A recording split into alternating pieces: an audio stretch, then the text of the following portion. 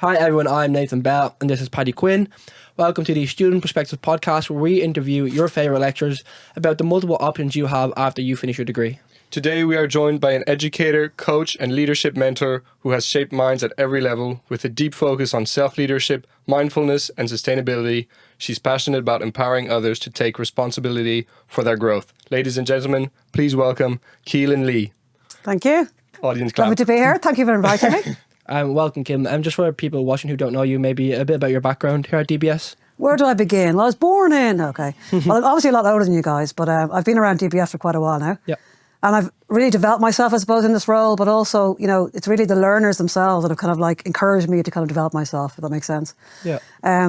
But I would have started with an arts degree, and I went on then I left college with the intention of doing a PhD, but I travelled around Europe then, and I got a taste for, the good life and for a bit of freedom. So I ended up travelling around Europe, making music, because I'm a singer. Like, I don't sing that often, really? but yeah. And performing, and I lived in Germany and Switzerland and Italy. I came back then to Ireland, and I didn't know what I was going to do with my life. So I think I went back to do a master's in European history, it was. Okay. And I also started TEFL teaching. So teaching English as a foreign language. Oh, okay. Yeah, and I started that, it was many Italian people, and I got a real taste then for teaching, because I really I've always enjoyed like debating. I was on the debating school and team. I was on the debating team in school. Yeah. Excuse me. So I always kind of enjoyed performing, and also because I used to make music with my brother from a very young age. So I was used to kind of like getting up on a stage and that kind of thing. And anyway, initially when I was doing my undergrad, I kind of like always knew I wanted to be a lecturer. Really? Yeah. I had no idea how I was going to get there. I was going to do a PhD. Then I travelled Europe, came back and went, no, there's no way I'm doing a PhD. I want to live my life, and I want to, experience life and learn from life experiences. Yeah. Rather than just kind of, getting stuck in one kind of thing and one kind of mode. And then what did I do then? Doing TEFL teaching. Then I did a master's in multimedia. I was teaching then, believe it or not, computer applications for a while in a VEC. I've no idea how I ended up there. And then I did a bit of work in the corporate world, which I hated. I knew I wasn't suited to that world, the 9 to 5. And then, what did I do then? God, it's a long journey, isn't it? Oh yeah, then I went back to I was doing TEFL teaching again. And then I went back to do a higher diploma in education. Okay. So with the intention of maybe becoming a secondary school teacher. Oh my God. So you kind of identified passion quite early. I think I did. A lot of people we've spoken to, they kind of find that later in life, or but you knew quite young that you liked music, you liked teaching, so you've always kind of had that in you. Yes, and very much communication. And what I'm realising more and more, like my kind of sense of purpose is, it's about collaboration, and it's about getting to know people and sharing each other's experiences, because everyone has their own story, but we all have similar stories, and just opening up the conversation, and empowering people. So that's kind of the stage I'm at now, where I started in DBS then, and I've worked my way up to different kind of, teaching different subjects, but now I teach leadership, which I love. But at the same time, I've been practicing meditation for the last 18 years. Okay. So that kind of changed my life, because that just completely changed your mindset. Okay. And by the way, it's a journey. It's like basically, I'll until the end of my days, I will be learning, Yeah. I think that's a great perspective to have. I think when you finish kind of secondary school here in Ireland, a lot of people, they tend to go into subjects where it's just, maybe I did well in that subject, maybe it sounds half decent, maybe I have enough points to get in. Yeah. What was that process like for you? I remember in school, I actually used to love science. Okay. So I loved biology and chemistry. So I was planning on doing science, and at the last minute I thought, no. I was kind of advised against it by my family, because I thought, no, Keelan, you'll die a death in there. You need to express yourself. So actually it was good advice. But I still have that kind of analytical mindset. Yeah. I like to investigate things, and I like to question things, and which is a very important part of being an academic, isn't it? 100%. Like you have to question, especially nowadays. Yeah. And to go back then to the start of your career, after, because you grew up here now, and you did your... I grew up in Dublin, yeah. And so after your leaving cert, what did you do after that point then? I went to college. Straight into college? Straight into college. Here in Dublin? UCD. Oh, okay. UCD, yeah. Because it was kind of family tradition. You were expected to go to university. Really? Because there's 5 kids in our family. I have 2 sisters and 2 brothers. So I had 3 older siblings, all of whom went to university. That's really interesting. And you all went to UCD? No. Actually, My brother went to DCU. My other sister went to Trinity, and then the other three we went to UCD. Oh, it's really interesting. Yeah. Because a lot of people also we've spoken to, not a lot of their family go to it, and they kind of were the odd one out who did. But it's interesting to see you come from a family who are like, that's kind of the norm. Yeah, and for my mother as well, because my mother always worked. Yeah. Like she worked, and she had, brought 5 kids. Yeah. She was a radiographer. She was a model. She wrote. She was always in the kitchen cooking and baking. I don't think she ever slept, but she was terrible at housework. I don't ever saw her clean the house. We can't be all perfect. But no, I know clearly. But you know the thing. But we saw then that that what they did to her. You can't sustain all of that. Yeah. And another thing as well, I suppose, that was very important for me in life was I was always a feminist. Okay. And I kind of like I don't like to put labels on myself or other people. Because I think we're all very fluid. And but I definitely was. I think I was born a feminist. You came out a feminist. I think so. It's quite I interesting. don't know. I just kind of explain. I always felt very kind of like. I needed to assert myself, like men kind of bothered me in the way that they kind of treated women and the kind of the feeling of inequalities in the world. Yeah. And I remember even one time being on the bus and it was terrible. I must have been 16 and I overheard these 2 guys like speaking about a girl in a really inappropriate way. And I went up to the guys and I basically said to them, how dare you talk to women like that? And I literally just like laid into them. Did you kind of notice that quite young? Yeah. Okay. Yeah. Do you have any early remembrance of something like that like brought up that for you, or like why you followed that pathway? I know my mom was a bit of a feminist, but you know how hard it is to actually live live as a feminist. Do you understand that? Yeah. In a man's world, it's very hard. Yeah.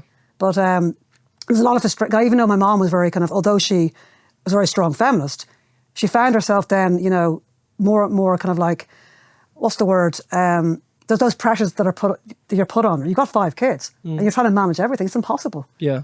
So I made the decision not to have children.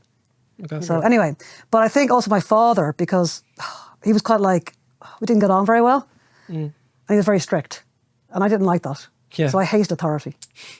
And I just kind of made a point then of kind of just being a punk. And if you say black, I'm going to say white. Yeah. Did that follow you into school life? Yeah. Yeah. That's so you were interesting. quite Yeah. rebellious in school. So although I did my homework, I never missed school. I went to all my classes, but I was also very assertive. So I spent most of my time in class talking, as you can imagine, and I'd be kicked out of class because it was like you're talking again. Now you're being I was paid to bored. talk in class. Yeah, now. I know. You see, there. Thank you so much. Yeah, I think I was bored. But then when I got to 5th year, I decided, okay, come on, it's time now to kind of get serious now and start studying.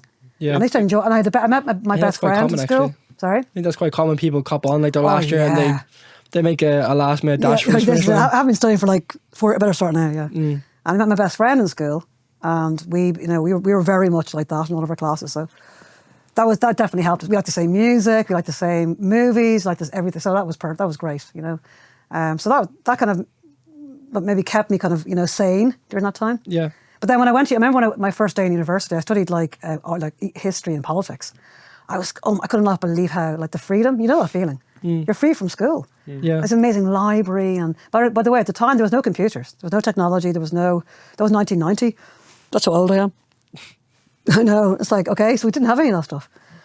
So I was so excited, and also like the social life was incredible. There was gigs every week in the campus, these cool bands, and so we had a great time. We had a fantastic time. Good. Yeah. So do you find like the college experience as something a young person should really go through? I think we've had other guests who say like it's more important that you travel and that's kind of where you find your maturity. But do you think you find it a little bit in college more, or would you think it's better for someone to travel? I think it depends on the person. Okay. Everyone's different. I think for some people, like, they're not academic and they're wasting their time going to college. They're much better off to go out and, live their life and find their way. And maybe at some point in the future, they might decide to go back to college when they're ready. Yeah, that's a really good point, But actually. everyone's got different stages of their life. Everyone's got different abilities and also maturity levels. Like some people leave school and they're very immature. No one's going to comment. And some people are much more mature. You know yourself. Some people like leave school and become entrepreneurs. That they're way ahead. Whereas other people benefit so much more from going straight to the workplace and learning that way. And then they bring those skills then to college later on. I think people go to college far too young in Ireland. That's my feeling. I think it's interesting that you have that feeling, but you still decided to go straight into college after you're leaving cert. Because I know Conor Murphy was very adamant about like take a few years off, travel, try things, like Try don't different go things, yeah. don't go straight into a degree. So Yeah. were you so sure about what you wanted to do that it was fine that you could jump in, or was it, did you felt a bit pressured? Or was it or- also just a bit of an experience? You just said, "Oh, that's what's next. That's what I'll Yeah, do." I think it was kind of like again, like that kind of conforming, wasn't it? Yeah. My sisters went, so I kind of want, and they were having a great time. And they were. It's interesting because myself, and my two sisters, like we have a very strong. Actually, all of our family, we have a very strong work ethic, and we got that from our parents. So I used to see them studying. Okay, like my sister did medicine, and my other sister did science. So they worked very hard, and so I looked at them and went, okay, they're kind of my role models. So I kind of thought, I better do what they're doing. Does that make sense? The kind of peer Yeah. pressure. Yeah. That's probably one of the reasons. But I also think I was mature enough to go to college. And I think I had the maturity, you know? Yeah. do you regret at all not taking a few years maybe of just traveling and like just I've gap done a years? lot of things. But would you recommend that people do more before going Yeah. into degree, or? Yeah, it's kind of strange nowadays. All the kids now, you know those grad shows, and all the kids are talking about the open events. You know, what's called the grad Ireland. Ireland. The students go along, and the kids from school, and they're all asking about, oh, what job can you get when you finish college? You're only like 17. I certainly was not thinking about that when I was 17. You know what I mean? I was going to college to have a good time and open my mind. That was it. And then, and obviously then after college, because I made the decision then to travel, that kind of says something as well, doesn't it? Yeah, I think it's Yeah. actually an excellent point you make, because I think a lot of people are in a rush to get somewhere. And Yeah, that's the problem. Yeah, A lot of Yeah. guests have also said like that is the problem, that students want to go somewhere but they don't know where they want to go. They just know they Yeah. want to go there fast. But you should really take the time to understand who you are and what you want, and then the pathway becomes like a lot clearer. Yeah, And it's a lot easier to navigate. Yeah. And I think a lot of people go to college and they drop out and they think it's, they're not clever or they're not smart, but it's actually just they weren't ready or they weren't as mature as they should be for Yeah. that time. I think it's an excellent thing if you do go early, but I don't think students should be that worried about if they don't go early or if they don't finish at a young age, or totally. if they have dropped out, they shouldn't think that's the end of the world, because it's not even close. Certainly not. Yeah. I mean, it's one part of your life.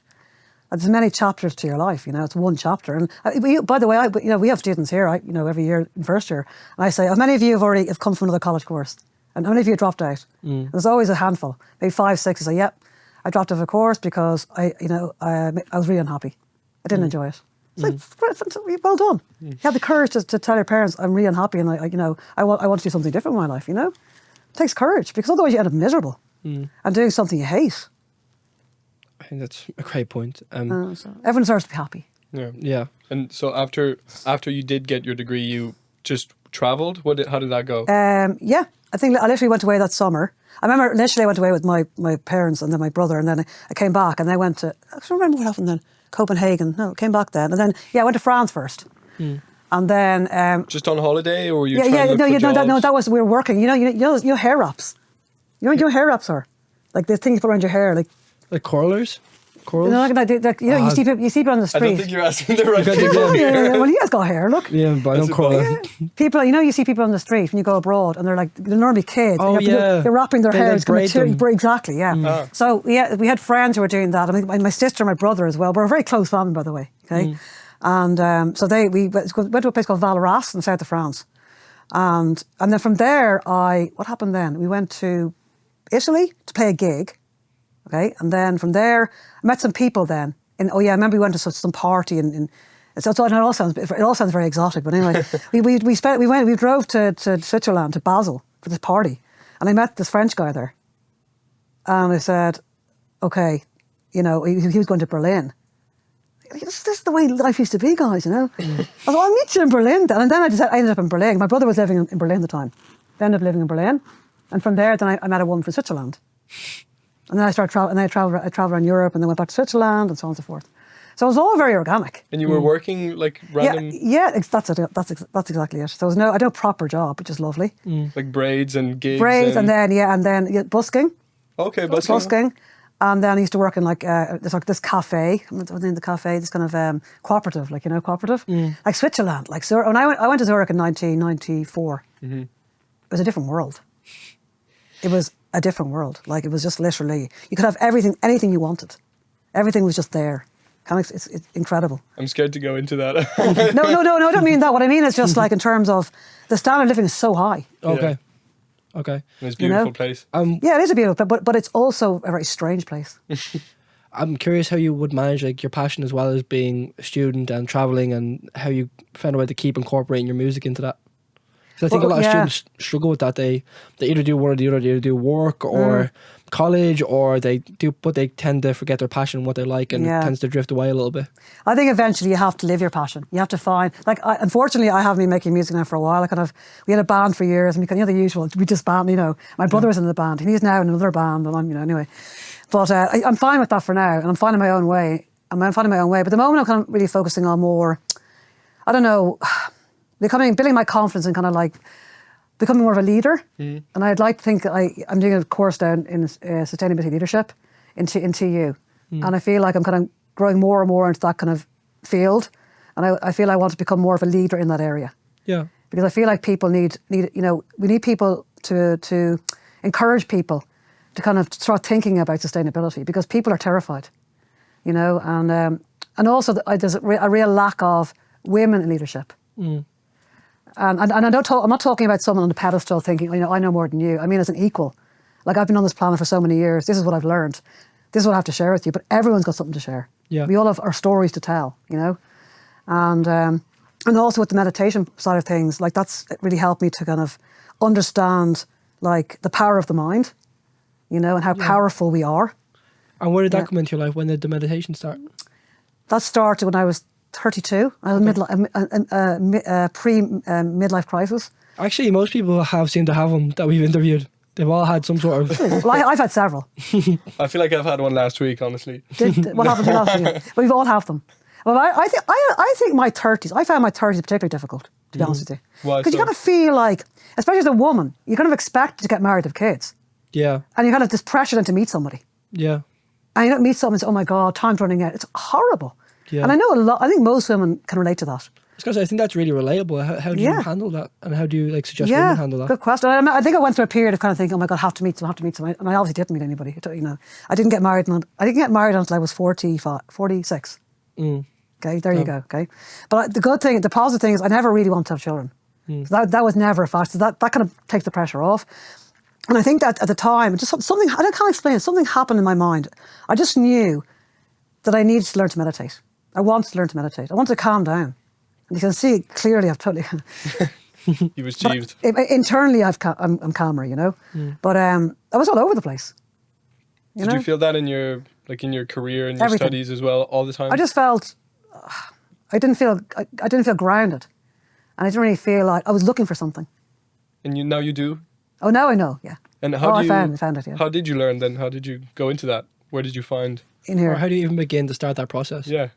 It's like, tell me. Give us the secrets. By learning to meditate.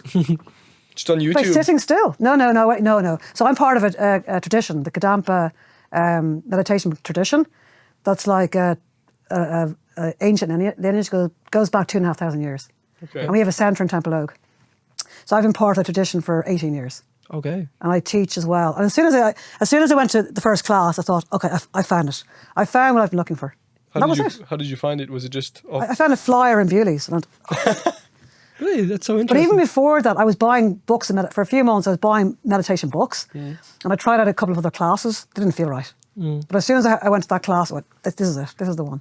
Is it more... Because I know there's lots of different types of meditations. Yeah. Is it more like breath work? Is it like manifestations? Is it talking? What is the one you do? So it's kind of like called it's a Mahamudra kind of tradition, which basically means it's Sutra and Tantra. So it's lots of words that I don't know what they mean as well. But it's basically like, you obviously, to learn to meditate, you have to start with the breath. You have to start with the breath. And then from there, then you learn to settle your mind. Once you learn to settle your mind, which takes many years, and then you can go deeper into your mind. Okay, and you can go to much deeper meditations where you learn to use your creative imagination to visualize. And anyway, I won't go any further than that. But anyway, just understanding like the nature of reality. And we meditate on virtuous objects such as compassion and love and taking and giving and all those kind of positive mindsets. And it's a journey. It's not like a straight line. There's ups and downs. Like, we're still human. Yeah. I mean, if you want, we can do like a quick 2-minute meditation for the people watching as well. because you can give us a because you teach as well. I teach or- meditation, yeah. So you can give us a quick beginner one if you want. I'd be happy to. Okay, what do we Okay. do then? I think we all need a bit of zen. Okay, and everyone I'll try watching has meditate. to do the same as well. Everybody, if they wish, you Well, can. they have and to. the thing about meditation is, like, I think you have to come to it yourself. And also, most people you meet will say, "Oh, I tried to meditate and I can't." I think I've tried it a couple of times. I think it's Yeah. quite common in sports, for example, to settle your nerves a little bit. They teach you to meditate. You play sports, don't you? Yeah. I can tell. What do you play? Kinda And done. football. But you're very calm. Yeah. And it does work to a little bit. I think the one that they taught me that actually does work is feeling like your toes and your feet and your legs and your Brilliant. that helps your your nerves settle because you can feel yourself and you can relax a little bit. Yeah. And I only do it if I'm like really nervous. I'll try it. But the breath work they used to make me do it in school, like 7-Eleven, and that never really worked for me. So some do, some Maybe don't. because it was in school. It's gonna Maybe. work today. Maybe, and Today you're it's quite gonna work. immature. You're like, oh, when is this Yeah, over? well, that's the thing. It's like you have to be ready for it. I mean, come on. People come. By the way, some people come to the meditation center for the first time at 80 years old. Really? So it doesn't matter what age you are. You can be 10, you can be 5, you can be 90. And there obviously has to be some sort of power to it because it's spoken about worldwide. Like it's so highly spoken about Oh, yeah. from people who do it. So obviously there is something to it. It's transformative. That's where the truth lies. Okay. So give us the truth then. We're ready. Come on. So, well, I would normally say, okay, so if you can, if you're lucky enough to be able to, you're quite flexible. You just sit in a kind of a more of a kind of that kind of cross, like the yoga posture if you can. But for now, we're going to sit like this, okay, guys? Okay. And the most important thing is to have your back nice and straight, okay, upright. Why? Because it keeps us alert. Because otherwise, particularly if we're feeling sluggish or tired, it's easy then to kind of, drift off. Yeah. So if you'd like to get into a nice comfortable meditation posture, okay, so make sure your back's nice and straight. Am I closing my eyes? Yeah. Okay, cool. So and so you can soften and relax your shoulders, and just let go of any tension in any part of your body. So if you're holding any tension, just release it. And you can close your eyes, so it removes any external distractions. And then you can close your mouth and breathe through your nose.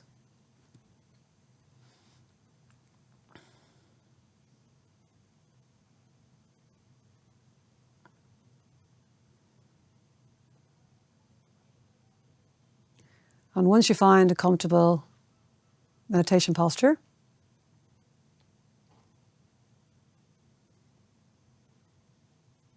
you can now prepare your mind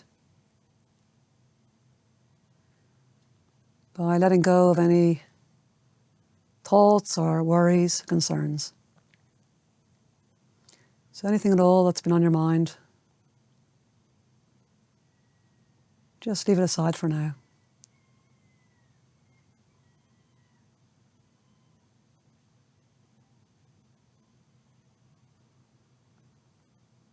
And now you can very gently bring your awareness inwards.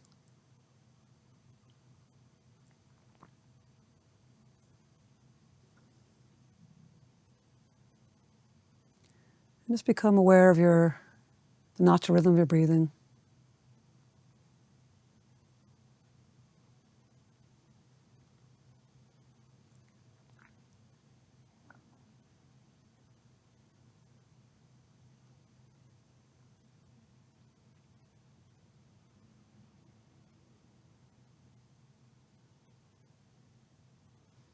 And now you can, again, very gently bring your awareness to the tip of your nostrils.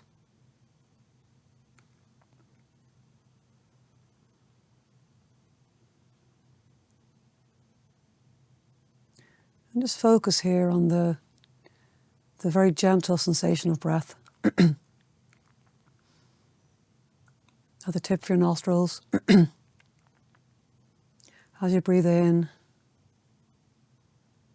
and as you breathe out.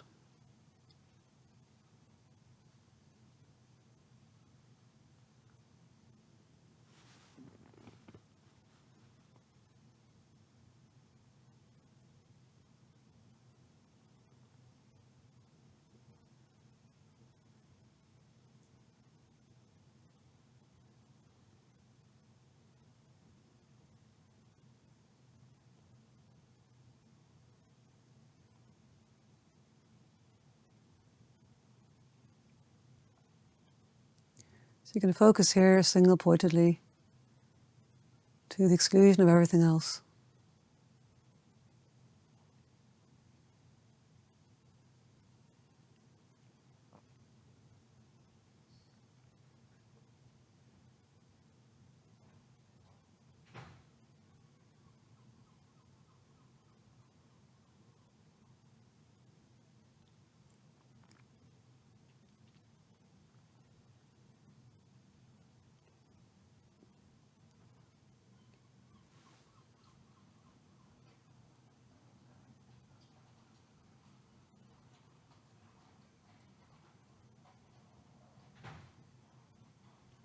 And if at any time your mind becomes distracted by busy thoughts or concerns, just very gently bring your awareness back to the very subtle sensation of breath at the tip of your nostrils.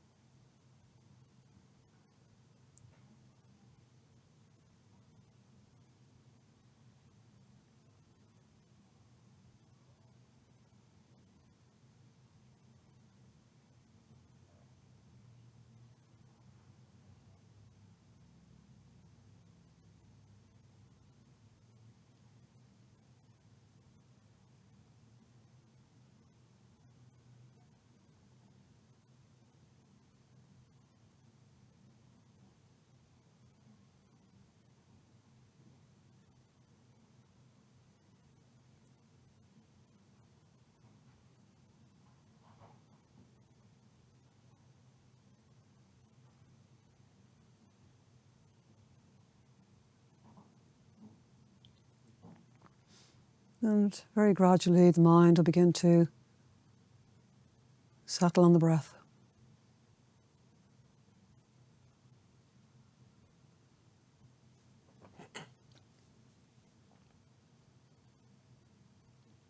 And a natural peace arises.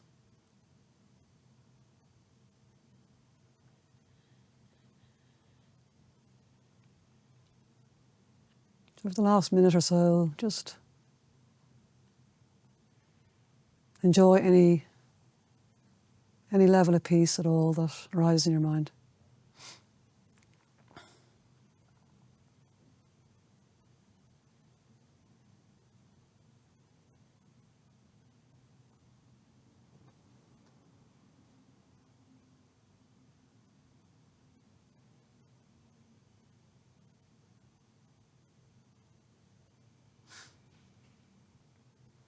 And then when you're ready, you can gently relax your concentration and arise in the meditation.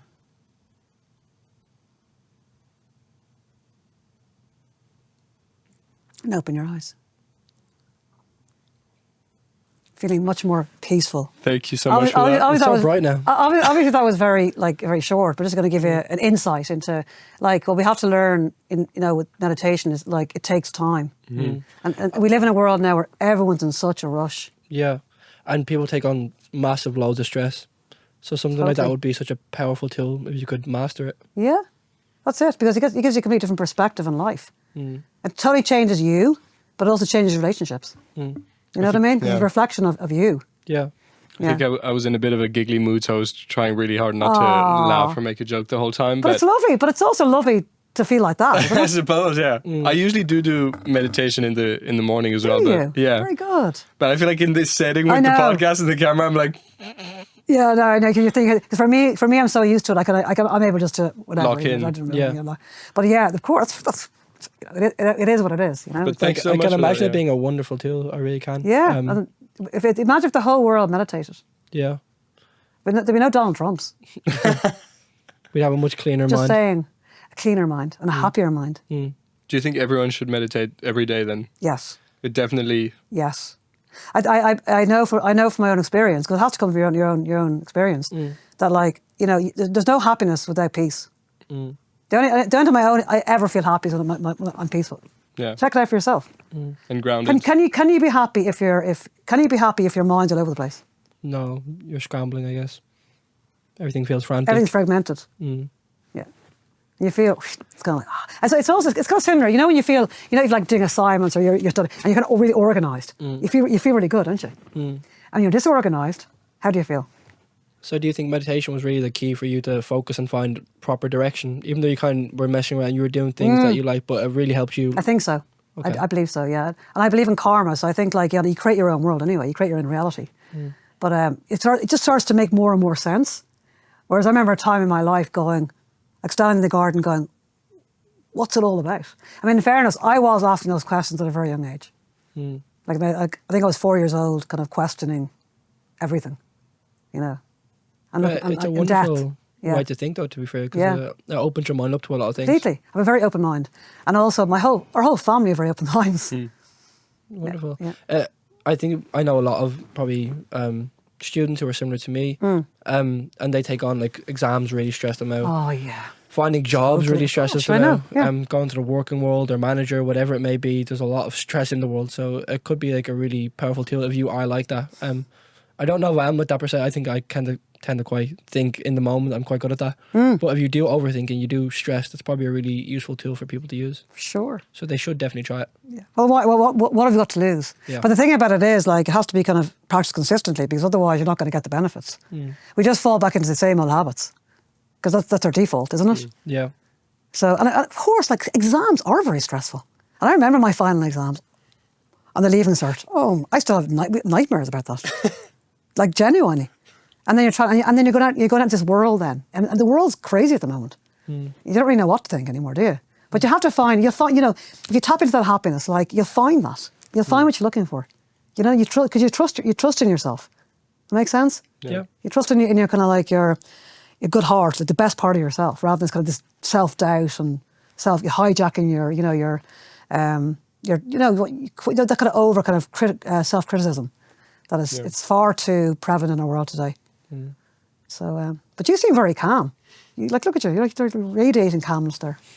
I can't imagine you getting stressed.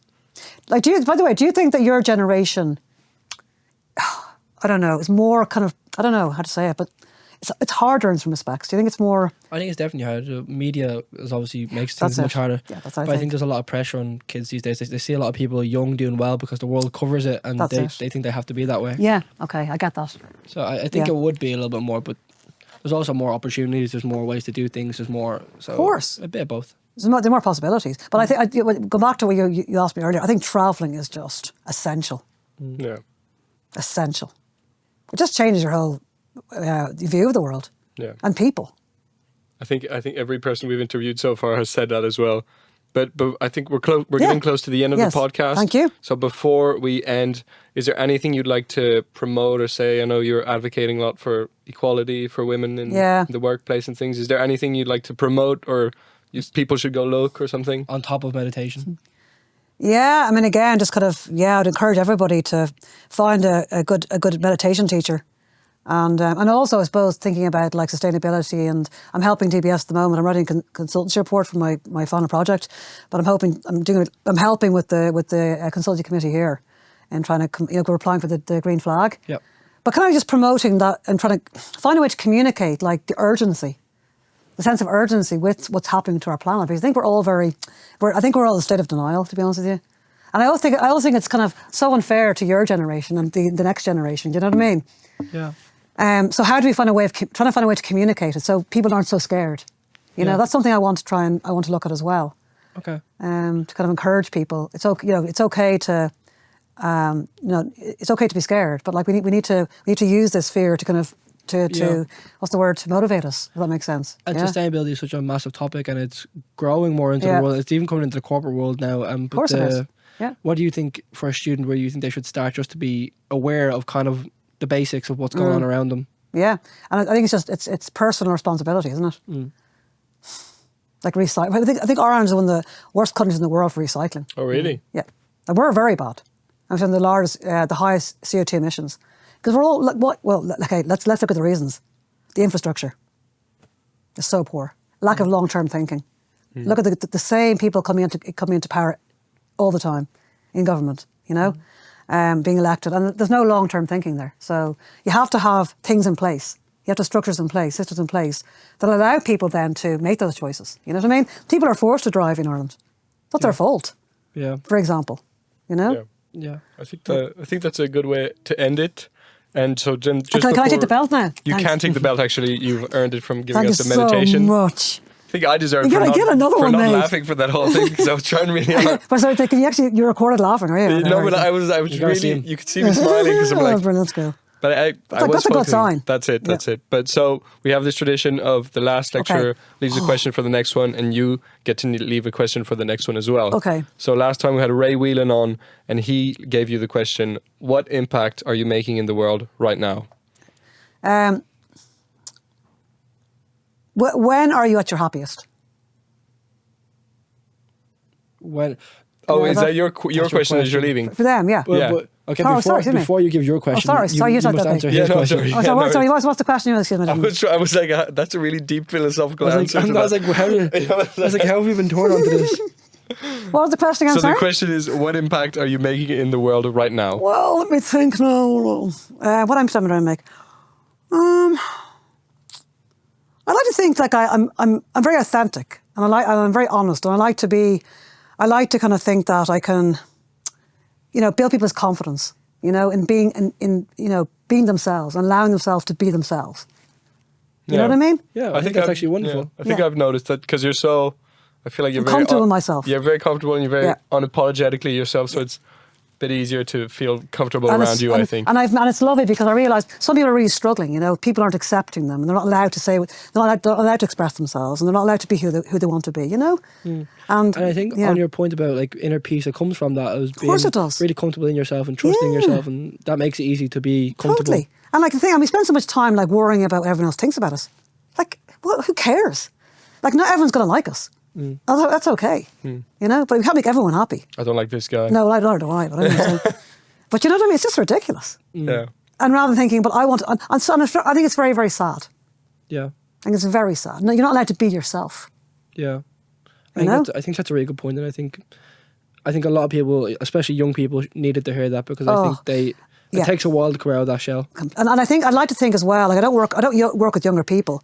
I'm very blessed in the fact that I work in education because I love working in this environment. But I like to think that I can affect younger people's minds as well in encouraging them to be themselves. Mm-hmm. Yeah, Not being afraid to be themselves. Yeah. Because unfortunately, the education, especially in secondary schools, it's kind of knocked out of you, isn't it? Like by the time you get into secondary school, okay, guys, it's all about the points now. Yeah. And what about like all the fun, the playtime, and the creativity? What happens to all that? Yeah. That's very sad.